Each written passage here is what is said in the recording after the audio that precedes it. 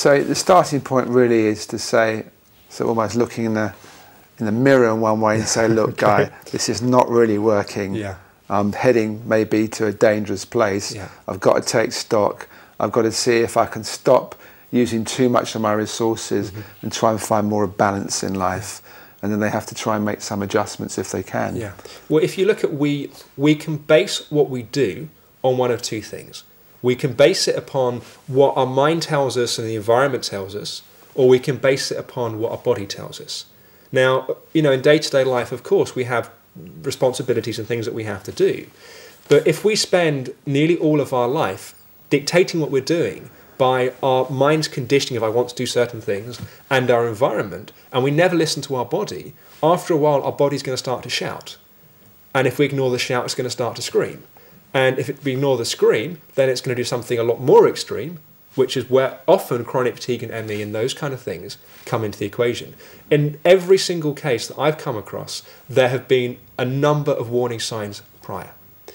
But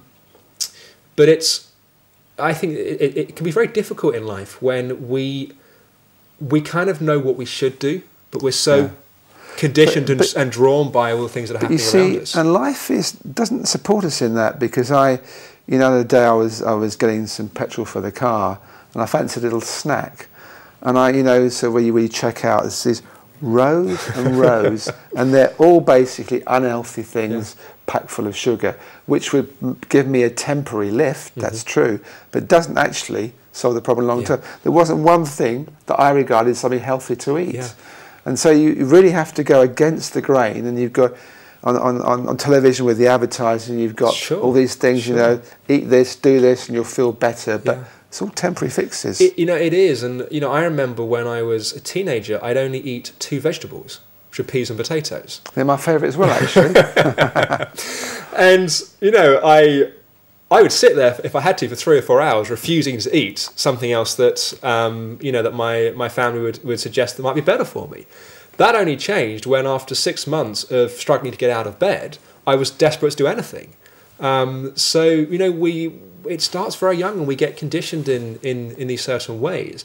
And coming back to what we were saying about when people become ill and these kind of perpetuating factors like this stress response, it kind of relates to what we were saying about when we're kind of stressed all the time in our environment, and then you have something to really be stressed about, which is an illness like chronic fatigue or ME.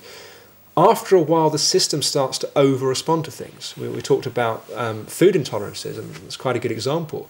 If you think pre-September the 11th or pre the London bombings, somebody could leave a bag on the underground, and people would kind of notice it, and it wouldn't be a particularly big drama, like people knew you're supposed to report, a bag lying around.